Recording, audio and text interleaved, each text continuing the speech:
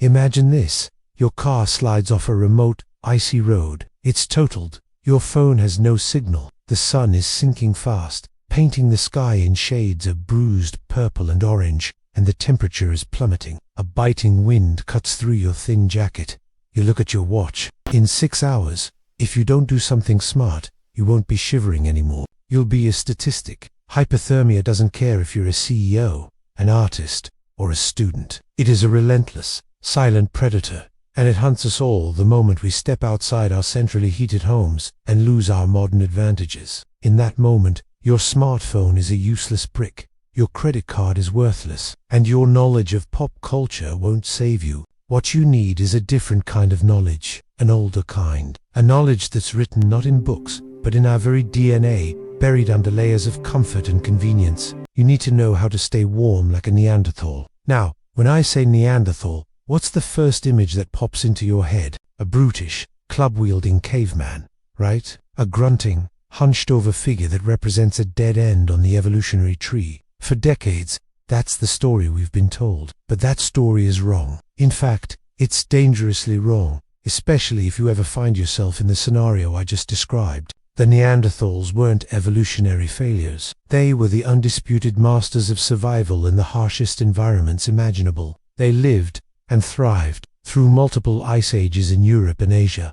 For over 350,000 years, they faced conditions that would kill a modern human in a matter of hours, and they did it without Gore-Tex insulated boots or emergency foil blankets. They did it with their wits, their incredible physical adaptations, and a deep, instinctual understanding of a fundamental force of nature, the cold. So, how did they do it? What was their secret? It wasn't just one thing. It was a complete system, a philosophy of warmth built on 3 core pillars: fueling the internal furnace, creating a personal microclimate, and mastering the power of fire. Forget the grunting caveman. Think of the Neanderthal as the ultimate cold-weather survivalist, and we're about to open their playbook. Let's start with the absolute foundation. The first and most critical pillar, your own body. Your body is a furnace. Right now, as you sit there watching this, a constant, low-level fire is burning inside you. We call it metabolism. It's what keeps your core temperature at a stable 98.6 degrees Fahrenheit, or about 37 degrees Celsius. But in a cold-weather survival situation, that low-level fire isn't enough. You need to stoke that furnace, turning it into a raging inferno that can fight back against the freezing air trying to steal your life force. The Neanderthals understood this better than anyone. They knew the secret wasn't just eating, it was what they ate. Their entire existence was geared towards acquiring the most energy-dense fuel on the planet, fat and protein. We know this from the archaeological record. When we excavate their campsites, we find the bones of massive Ice Age animals, woolly mammoths, woolly rhinos, giant elk, bison. And we don't just find a few bones, we find mountains of them, often with distinct butcher marks from their sophisticated stone tools. Isotopic analysis of Neanderthal bones themselves confirms this. The chemical signatures left in their skeletons show that they weren't just scavengers picking at leftovers. They were at the very top of the food chain. They were apex predators, consuming vast quantities of meat and, crucially, fat. Why was fat so important? Think of it this way. If you're trying to build a long-lasting fire, you don't just throw on dry leaves and twigs. They burn hot and fast, but they're gone in an instant. That's like the modern human diet, full of simple carbohydrates and sugars. You eat a candy bar, you get a quick spike of energy, a little burst of warmth, and then you crash. That crash, that dip in blood sugar, is dangerous when the cold is your enemy. You need a log, a big, dense, seasoned log that will burn steadily for hours, releasing consistent, reliable heat. That's what fat is for the human body. It is the ultimate slow-burning fuel. It takes longer to digest, and the process of breaking it down, the thermic effect of food, generates significant heat. A Neanderthal hunting a mammoth wasn't just thinking about a meal. They were securing fuel for the week. The massive layers of blubber on a mammoth were a treasure trove of calories. The marrow inside its bones was a rich, fatty superfood they would have cracked open and devoured. They would have eaten the organs, the tongue, the brain parts of the animal that are incredibly rich in fats, vitamins, and minerals. This wasn't a choice. It was a necessity. Their bodies were bigger and more muscular than ours. and living in a constant state of cold required a massive caloric intake. Just to break even, some estimates suggest up to 4,000 or 5,000 calories a day. They were literally eating to stay alive, turning animal fat into body heat. So what does this mean for you, stuck by your wrecked car in the snow? It means you need to rethink your emergency food supply. That sugary granola bar in your glove box. It'll give you a 5-minute boost, followed by a dangerous slump. But a bag of nuts, a stick of jerky, a summer sausage, or even a bar of unsweetened chocolate, those are your logs for the fire. They are packed with the fats and proteins that your body can convert into sustained, life-saving heat. If you're in a situation where you have to choose what to eat from a limited supply, always prioritize fat and protein. Eat slowly, let your body do the work, and you'll be feeding that internal furnace the way our ancestors did for hundreds of thousands of years. You are telling your body, we are in a long fight. We need the good fuel. This is the first and most fundamental lesson from the Neanderthal playbook. You do not just wear warmth, you must also eat it. Your survival begins from the inside out, but stoking that internal fire is only half the battle. You can be generating thousands of calories of heat, but if you're standing naked in a blizzard, that heat is being stolen from you faster than you can produce it. It is like trying to heat your house in the middle of winter with all the windows and doors wide open. It's a losing game. The second pillar of Neanderthal survival, and arguably just as important as the first, was creating a personal microclimate. This is the art of trapping the heat your body produces, wrapping yourself in a protective bubble against the overwhelming cold of the outside world. Let's dismantle another myth, the image of the bare-chested Neanderthal, perhaps with a single ragged loincloth, braving the Ice Age tundra is pure fantasy. It's a fiction created by early paleotists who wanted to emphasize their primitive nature, surviving for a week,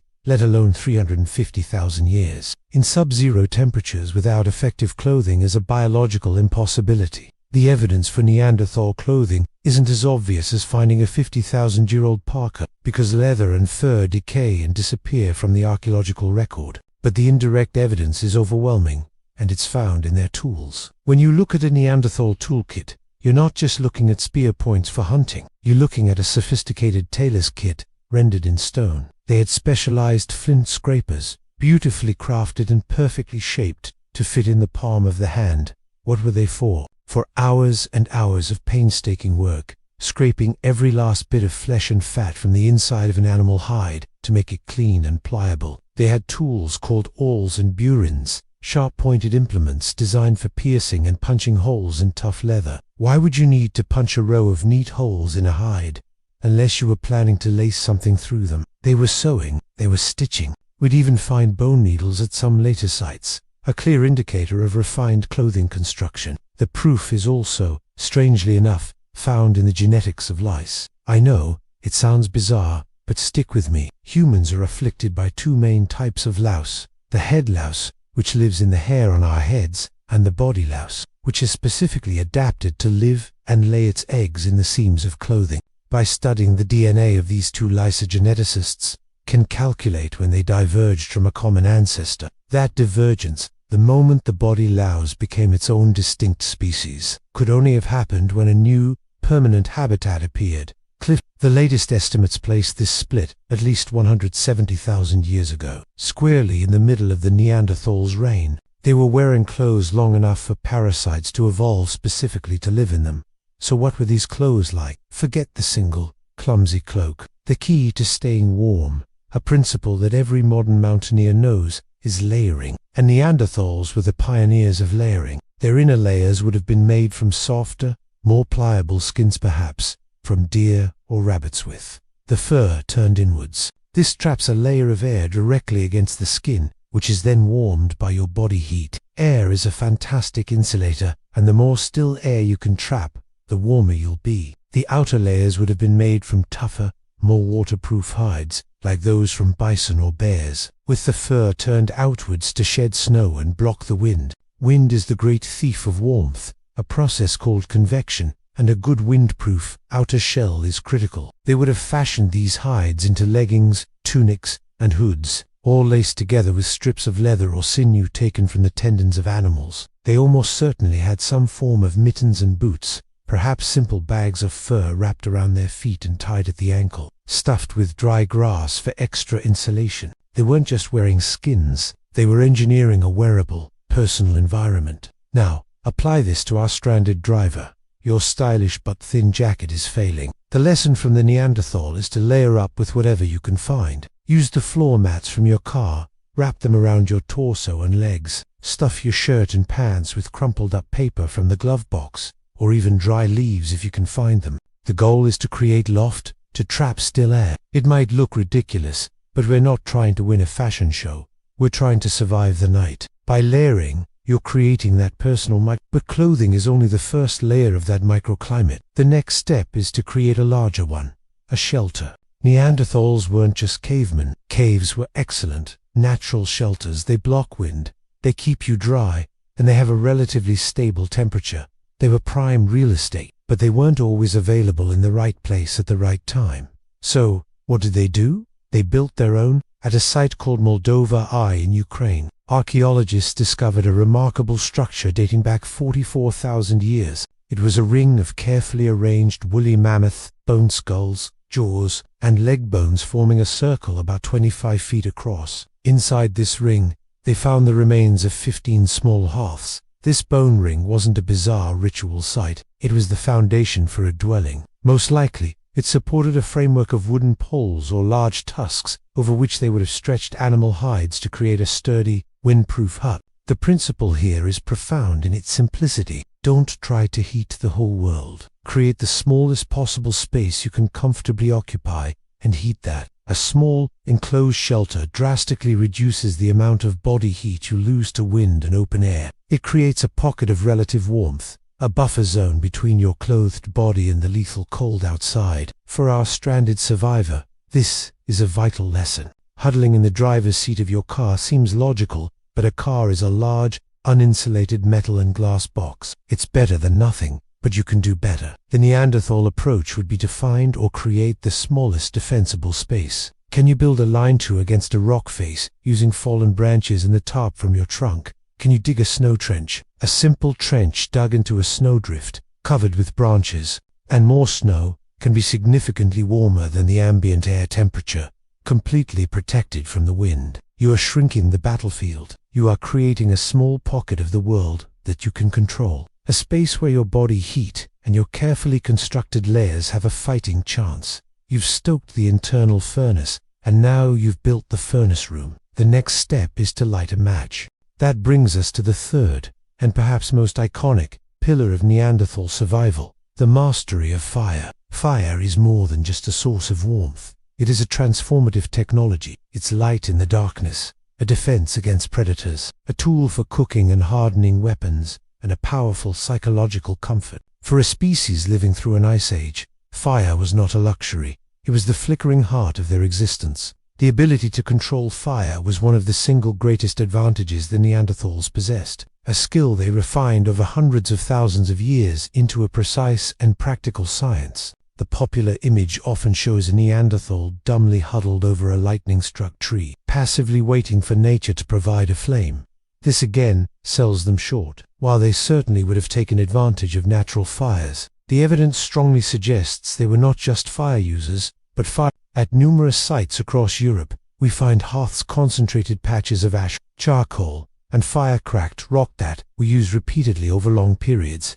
This indicates control. You don't just happen to find lightning striking the same spot inside your cave every winter. This implies the ability to create fire on demand. How did they do it? Well, we haven't found a complete Neanderthal fire-starting kit. The leading theory revolves around a method that requires both intelligence and specific resources. The hand drill, more likely, a friction-based method involving iron pyrite and flint. The hand drill method, familiar to any survival enthusiast, involves rapidly spinning a wooden spindle against a fireboard to create an ember through friction. A more probable method for Neanderthals, given their environment and toolkit, involves striking a piece of iron pyrite, a common mineral also known as fool escol, against a sharp piece of flint. This action creates hot, bright sparks. Unlike the fleeting sparks from striking the flints together, the sparks from pyrite are exceptionally hot and long. If you can catch one of these sparks in the right kind of tinder, you can coax it into a flame. And that brings us to the real artistry of Neanderthal firemaking. Tinder. Creating a spark is one thing, nurturing it into a self-sustaining fire is another entirely. This requires a deep understanding of materials. Your tinder bundle needs to be composed of the finest, driest, floofiest material you can find. It has to have a huge surface area to catch that tiny spark and begin to What did they use? They would have gathered and carried pouches of what we might call tinder fungus, like the amadou fungus that grows on birch and beech trees. When properly prepared, scraped into a fluff and dried, this fungus is incredibly flammable and can hold an ember for a long time. They would have also used dried grasses, shredded bark, and even bird down. They would have known which woods were best for fuel: hardwoods like oak and beech that burn long and hot, versus softwoods that burn fast and smoky. This wasn't guesswork. It was a catalogue of knowledge passed down through generations. Once the fire was lit, their management of it was equally sophisticated. Look back at the Moldova site, with its 15 small hearths inside the mammoth bone hut. Why 15 small fires instead of one big bonfire? A large, roaring bonfire is actually incredibly inefficient. It consumes a huge amount of fuel quickly and throws most of its heat straight up into the sky. It creates a circle of intense heat, but a few feet away, you're still cold. Small, controlled fires are far more practical. They conserve precious firewood and allow for more precise heat management. You can have a small fire for cooking, another for heat, and another for working on tools. Furthermore, Neanderthals understood the principle of radiant heat. They didn't just sit next to the fire, they sat next to something the fire was heating. They would build their hearths near the back wall of a cave or against a large rock. The fire heats the rock, and the rock then radiates that heat back into the living space, slowly and evenly, long after the flames have died down. This is the same principle as a modern masonry heater. They were, in effect, creating thermal batteries. At the Italian site of Grotta di Fermain, archaeologists found evidence that Neanderthals systematically arranged the stones of their hearths to optimize airflow and heat reflection. This wasn't a random pile of rocks. It was intentional, thermal engineering. Now, let's return to our stranded survivor. The wind is picking up, the temperature is dropping, and darkness is absolute. You have your layers, you've built a small shelter, now you need fire. This is the moment of truth. Do you have a lighter? Waterproof machetes, a ferro rod in your emergency kit? If so, you are light years ahead of the Neanderthal. But the principles remain the same.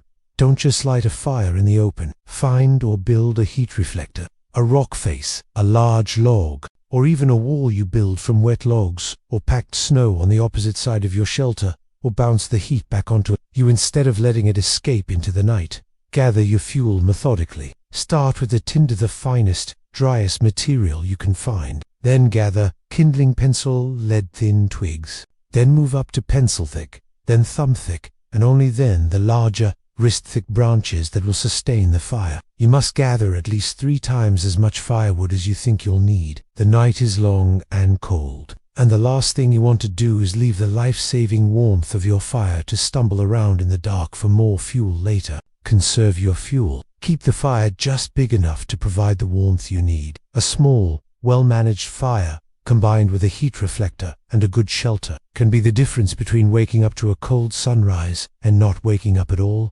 The Neanderthals knew this. They knew that fire was a living thing that needed to be fed, managed, and respected. It was their partner in survival, the glowing center of their world in a land of ice. By understanding and applying these ancient principles, you too can turn a tiny spark into a beacon of hope against the encroaching cold.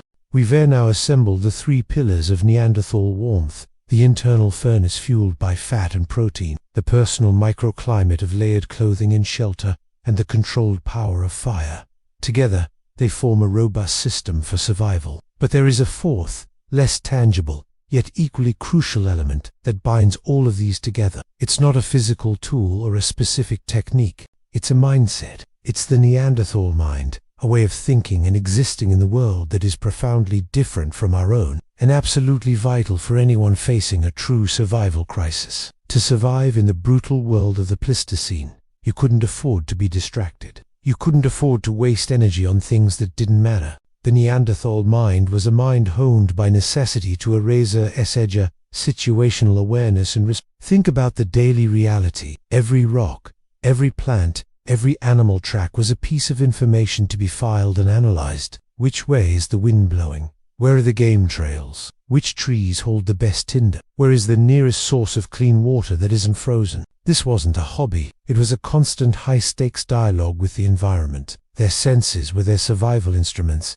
and they were tuned to the faintest signals. They lived in a state of what modern psychologists might call flow, or not out of a spiritual quest, but because a moment's inattention could mean missing a meal or becoming one. This brings us to the concept of energy conservation. A modern human, finding themselves stranded, might panic. Panic is a state of supreme inefficiency. You run around aimlessly, you shout until you're hoarse, you make rash decisions. Every one of these actions burns precious calories and achieves nothing. The Neanderthal mindset is the absolute opposite of panic. It is calm, deliberate, and ruthlessly efficient. Every movement has a purpose. You don't walk when you can stand still. You don't stand when you can sit. You don't sit when you can lie down. This isn't laziness. It's a calculated strategy for preserving the fuel in your internal furnace. Consider the act of gathering firewood. The panicked survivor might run into the woods, grabbing whatever they see, breaking branches with frantic energy,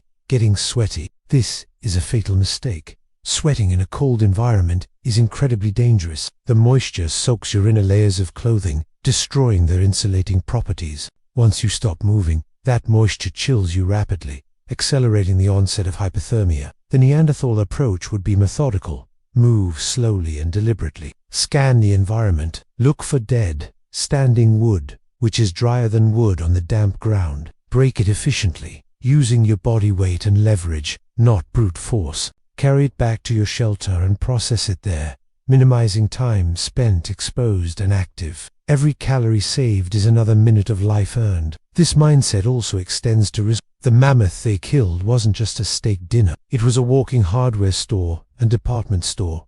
The meat and fat were food. The hide was clothing and shelter. The bones were tools, structural supports for huts, and even fuel for fires in a treeless landscape. The sinews were cordage for sewing and hafting tools. The stomach and bladder could be cleaned and used as water containers. This is the ultimate use. Every part of the buffalo philosophy, born not of an ethical stance, but of stark necessity. Now, let's look back at our stranded driver. The car is a wreck, a symbol of modern failure, but through the eyes of a Neanderthal, it is a treasure trove of resources. That useless smartphone has a battery. With a bit of wire, you might be able to create a spark to light your tinder. The car's battery is even better, capable of creating a powerful arc. The upholstery and seat stuffing can be used for insulation or tinder. The wiring can be used as cordage. A sun visor can be a small tool for digging snow. A shard of mirror can be used for signaling. The gasoline in the tank is a potent, albeit dangerous,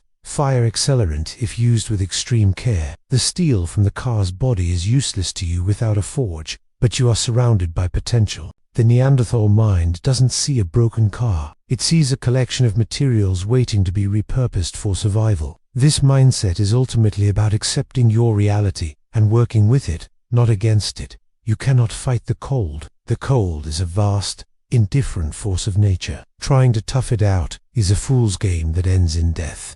You can only be smart. You must be humble. You must recognize your vulnerability and then systematically address it using the principles our ancestors You must become an active participant in your own survival, constantly assessing, planning, and acting with purpose. This mental shift is the most difficult, but also the most powerful tool you possess. It requires you to shed the anxieties and distractions of the modern world and focus with absolute clarity on the only three things that matter: staying warm, staying dry, and staying fueled.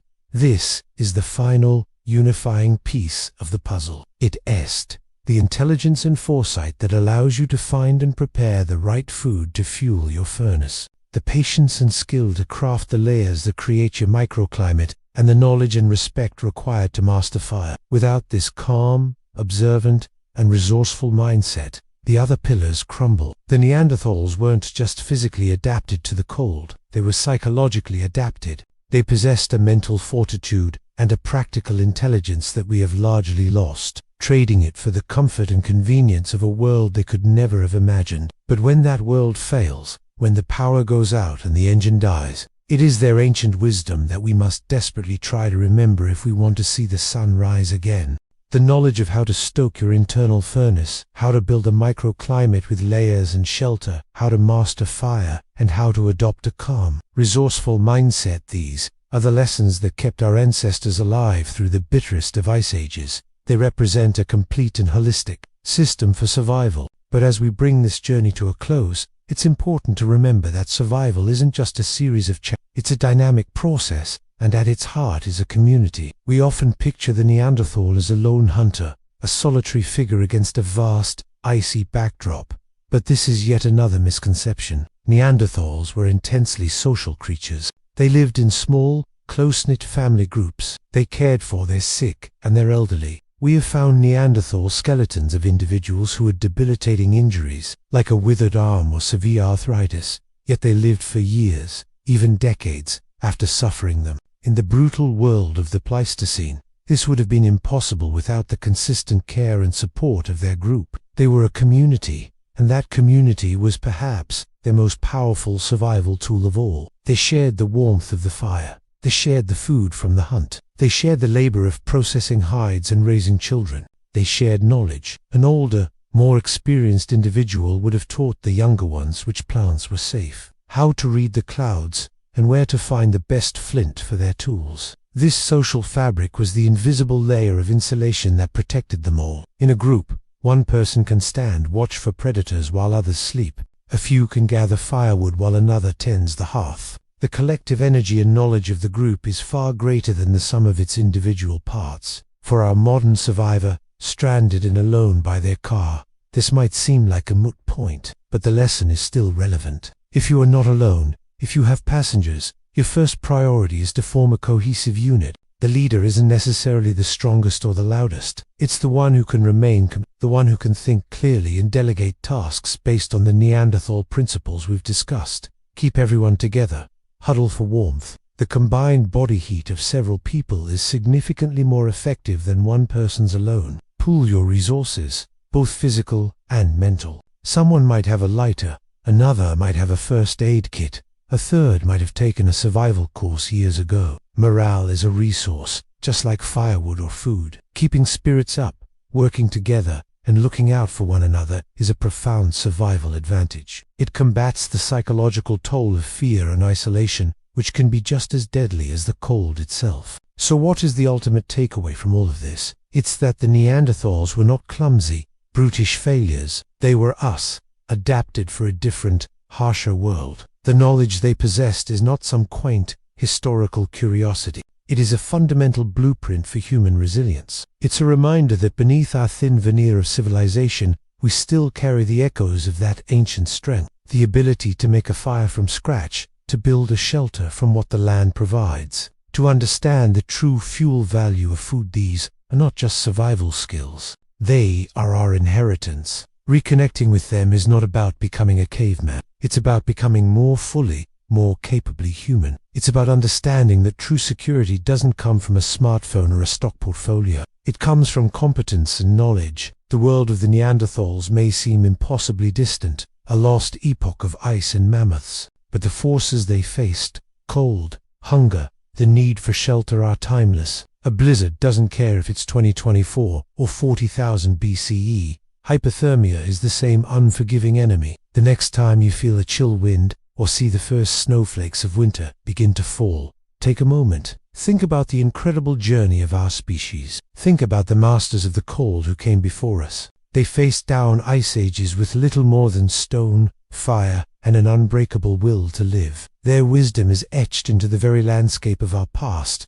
waiting for us to rediscover it. It's a legacy of resilience, a testament to the enduring power of the human spirit to not just survive, but to thrive in the face of the most extreme challenges imaginable. What do you think? Is this ancient knowledge still relevant today, or are we too far removed from that world? Have you ever had a close call in the cold, or do you have your own tried and true methods for staying warm? Share your stories and your thoughts in the comments below. I read every single one, and I believe we can all learn from each other's experiences. If you found this journey back in time valuable, and if it made you think, please Please give this video a like. It really helps the channel reach more people who might need to hear this message. And if you haven't already, consider subscribing and hitting that notification bell so you don't miss our next exploration into the skills and wisdom of the past. Remember to be prepared, stay curious, and always respect the power of the natural world. Thanks for watching, and stay warm out there.